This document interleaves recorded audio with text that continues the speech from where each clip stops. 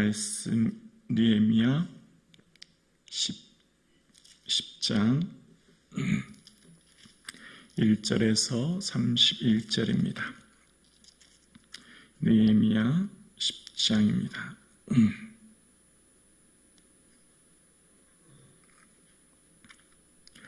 오늘 나에게 주신 하나님의 말씀을 저와 여러분이 함께 고백드리겠습니다. 그 임봉한 자는 하갈의 아들 총독 느헤미야와 시드기야, 스라야와 아사랴, 예레미야, 바수훌, 아마랴, 말기야, 하투스, 스바냐, 말룩, 하림, 무레못, 오바댜, 다니엘, 기느돈, 바룩, 무술람, 아비야, 미야민, 마아시야, 빌게, 스마야이니 이는 제사장들이요 또 레위 사람 곧 아사냐의 아들 예수와 헤나닷의 자손 중 빈누이, 감미엘과 그의 형제 스바냐, 호디야, 그리다, 블라야, 하난, 미가, 르홉, 하샤바, 삭굴, 세레비야, 스바냐, 호디야, 바니, 분이누요 또 백성의 우두머리들 곧 바로스, 바핫, 모압, 알람, 사뚜, 바니, 분니, 아스갓, 베베, 아도니아, 비그웨, 아딘, 아델, 히스기야, 아술, 호디야, 하숨, 베세, 하림, 아나돗, 노베, 막비아스, 무술람, 헤실, 무세사벨, 사독, 야뚜아, 블라데아, 하니안, 아나니아, 호세아, 하나냐, 하숙, 헬로헤스, 빌하, 소백, 루훔, 하삼나, 마세야, 아히야, 하난, 아난, 말룩, 하림, 바나이니라. 그 남은 백성과 제사장들과 레위 사람들과 문지기들과 노래하는 자들과 느디님 사람들과 및 이방 사람들과 절교하고 하나님의 율법을 준행하는 모든 자와 그의 아내와 그의 자녀들 곧 지식과 총명이 있는 자들은 다 그 형제 귀족을 따라 저주로 맹세하기를 우리가 하나님의 종 모세를 통하여 주신 하나님의 율법을 따라 우리 주 여호와의 모든 계명과 규례와 율례를 지켜 행하여 우리의 딸들을 이 땅 백성에게 주지 아니하고 우리의 아들들을 위하여 그들의 딸들을 데려오지 아니하며 혹시 이 땅 백성이 안식일에 물품이나 온갖 곡물을 가져다가 팔려고 할지라도 우리가 안식일이나 성일에는 그들에게서 사지 않겠고 일곱째마다 땅을 쉬게 하고 모든 빛을 탕감하리라 하였고. 아멘. 예수님을 더욱 사랑하고 자랑하는 저와 여러분 되기를 주님의 이름으로 축복합니다. 아멘. 오늘 본문은 율법을 지키기로 다짐한 제사장과 레위인 그리고 백성의 우두머리 집안 대표들이 먼저 나옵니다. 임봉했는데요. 임봉은 도장을 찍어서 조서의 효력이 발생하도록 했다라는 거예요. 오늘날로 말하면 무슨 이렇게 사인했다고 하는 게 맞을까요? 그렇게 임봉한 사람들의 이름에 대해서 이 총독 느헤미야를 시작으로 이제 제사장 21명이 먼저 2절부터 8절까지 나오고요.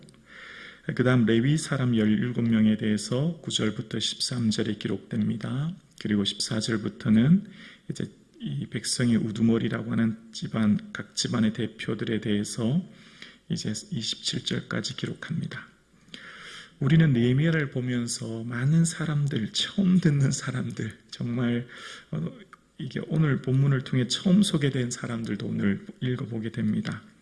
3장에는 성벽을 건축했던 사람들, 또 7장에는 포로로 돌아온 사람들, 또 앞장 9장에는 가장 큰 소리로 앞서서 함께 큰 소리로 기도했던 레위 사람들, 또 오늘은 언약을 지키기로 약속한 사람들, 우리가 이런 자세한 사람들에 대해서 성경은 기록하고 있습니다. 오늘 본문의 이런 성경의 기록을 보면서 깨닫는 것이 있습니다. 우리 인생은 저울에 달면 입김보다 가벼운 존재입니다. 그런 우리 인생이 하나님이 기억하신다는 거예요. 하나님이 기억하시고 우리의 삶에 은혜를 내려주시는 것이죠. 요한계시록에도 보면 어린 양의 생명책이 기록된 자만이 들어간다고, 그렇지 않으면 불못에 던져진다고 요한계시록 20장 이하에 기록되지 않습니까? 우리 이름이 하나님의 생명책이 기록된 것, 하나님이 기억하시는 것, 은혜요 축복인 줄로 믿습니다. 우리의 인생이 잠깐 이 땅에서의 삶을 살아가지만 하나님은 기억하시는 것, 이것이 우리에게 축복이죠. 오늘 본문에 기록한 언약을 지키기로 약속한 사람들이 먼저 앞쪽에 쭉 등장합니다. 그리고 28절에 보면 그 남은 백성과로 시작해요. 아마 이 포로로 끌려가지 않고 남아있던 사람들을 이야기하는 것을 봅니다. 28절 볼게요. 그 남은 백성과 제사장들과 레위 사람들과 문지기들과 노래하는 자들과 느디님 사람들과 및 이방 사람과 절교하고 하나님의 율법을 준행하는 모든 자와 그의 아내와 그들의 자녀들 곧 지식과 총명 있는 자들은 이라고 이야기합니다. 이방 사람들과 뭐 했다고요? 절교하고, 절교라고 하는 것은 나뉘다, 구별하다, 잘라내다, 그런 의미가 있는 겁니다. 이방 사람들과의 모든 삶을 잘라냈다는 거예요. 하나님의 계명을 준수하지 않은 이방 사람들과 친인척 관계를 맺거나 사업의 관계를 더 이상 지속하지 않고 잘라내는, 구분하는 삶을 살았다는 거예요. 구체적으로 어떤 것이었냐면 29절부터 보겠습니다. 다 그들의 형제 귀족들을 따라 저주로 맹세하기를 우리가 하나님의 종 모세를 통하여 주신 하나님의 율법을 따라 우리 주 여호와의 모든 계명과 규례와 율례를 지켜 행하여, 저주로 맹세한다라는 말은 서원을 어긴다면 저주를 받아도 좋다, 동의한다, 그런 결단이 있는 겁니다.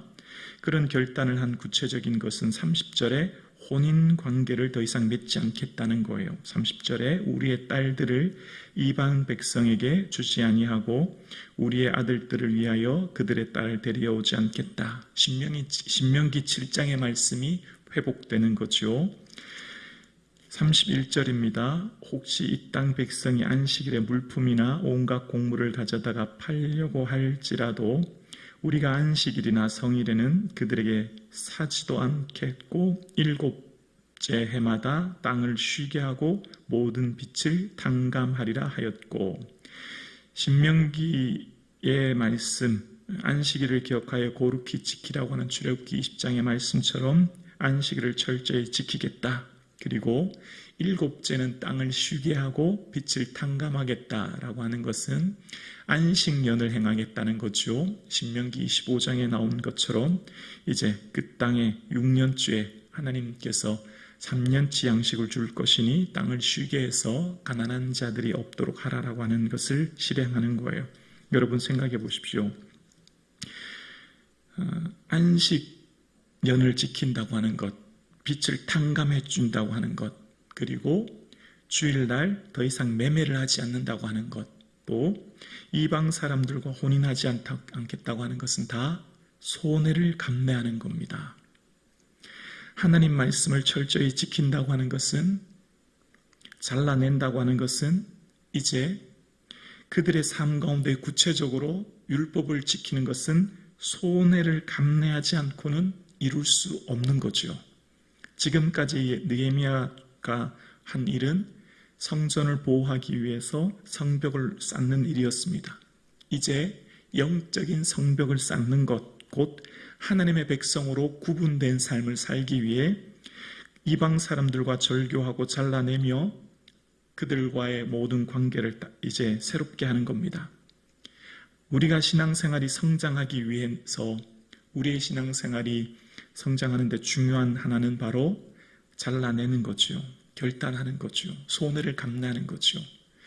유혹의 욕심을 따라 썩어져 가는, 구습을 따르는 옛사람을 벗어버리고 심령을 따라 새롭게 되어 하나님의 일 따라 의와 진리의 거룩하심을 입은 새 사람을 입는 것, 옛사람을 벗어버리고 새 사람을 입는 것, 잘라내는 것, 손해를 감수하고서라도 결단하지 않으면 어떻게 되죠?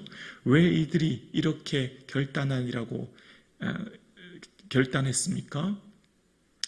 우리가 지난 시간 봤는 것처럼 지난 시간 9장 35절에 넓고 기름진 땅을 누리면서도 모든 것 다 주님께서 주셨는데 누리고 그 가운데 살면서도 주를 섬기지 아니하였던 것.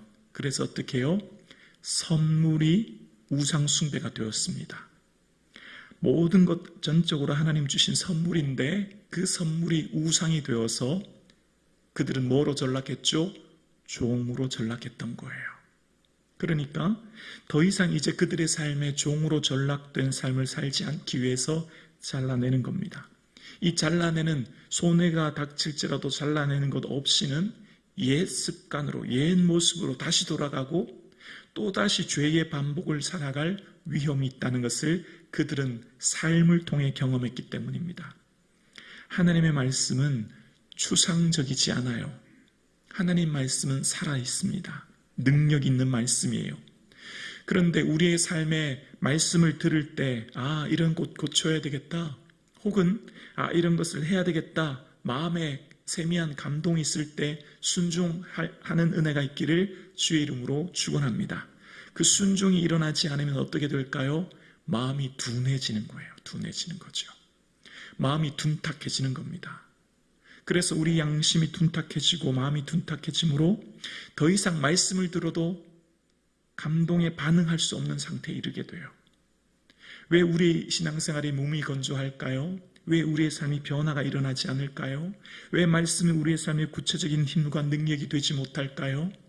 세미한 작고 세미한 작은 감동에 내가 반응하여 순종하여 결단하여 나아가지 않을 때 우리는 더 이상 그 말씀이 내게 힘이 되지 못하는 둔탁해지는 마음으로 우리 인생이 전락하죠. 그래서 우리 심령은 끊임없이 마음을 기경해야 됩니다. 갈아엎어야 되는 거죠.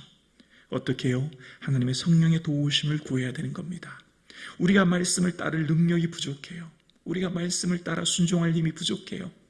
당장의 손해, 당장의 내 삶 가운데 하나님을 향해 순종하는 것 얼마나 큰 어려움인지 몰라요. 그래서 우리는 오늘도 주의 은혜를 구하는 겁니다. 주의 성령의 도우심의 은혜를 구하는 거죠.